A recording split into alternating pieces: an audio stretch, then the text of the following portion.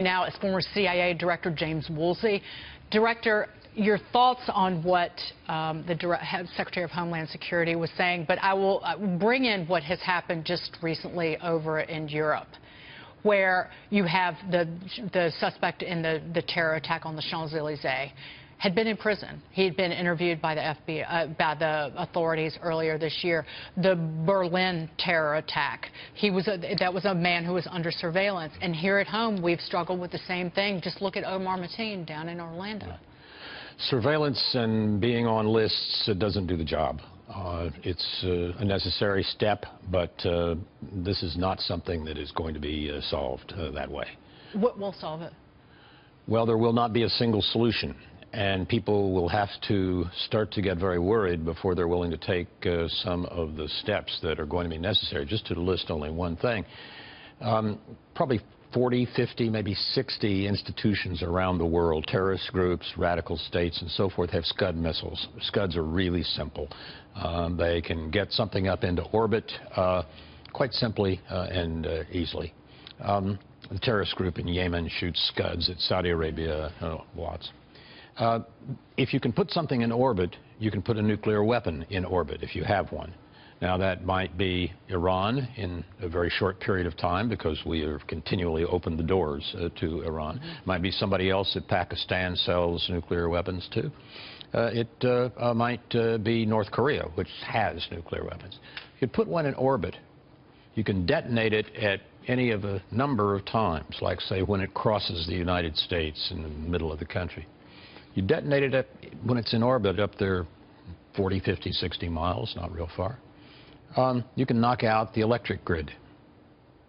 Now, we depend on the electric grid for practically everything. All 16 or so of our critical infrastructure, food, water, communications, transportation, all depend on electricity.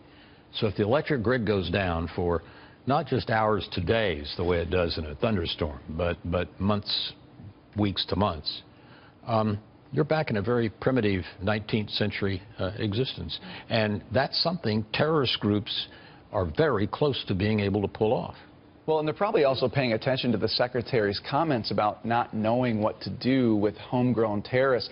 Even if you can prevent people from coming into the country to radicalize people here, you can't stop the information, the propaganda on YouTube, on the internet. I mean, so is there really a way to deal with this from an immigration perspective? I mean, what can you actually do? Is the Secretary right? There's just no solution here? You can pay a lot of attention to it. The New York Police Department, I think, back under Kelly and Rudy Giuliani several years ago, was doing a pretty aggressive, but I think very effective job of the so-called broken windows syndrome. Don't even allow broken windows. And they drew some criticism for that, but it was a very effective step to getting control of crime in New York. You can do things like that with respect to terrorists and, if not terrorists, people who come into the United States and have committed a crime at some time in their past. If you're quite vigorous, you'll probably pick some people up that are about to do something. For sure, no. Would it be more intrusive than what we're doing now? Yes.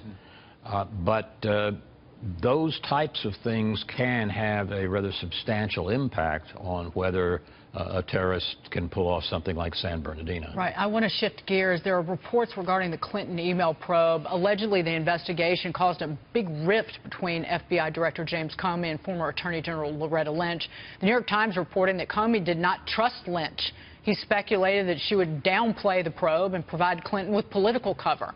This suspicion is what led Comey to use his so-called go-it-alone strategy. Director, your thoughts on this report and the fact that Jim Comey is still running the FBI, does that hurt his clout? Well, I'm of two minds about Mr. Comey. One is he's an extraordinarily able man with a very fine reputation and successful career. The other is that he took the FBI several times here off into somewhat uncharted territory. It's the Federal Bureau of Investigation, not the Federal Bureau of Informing the Public.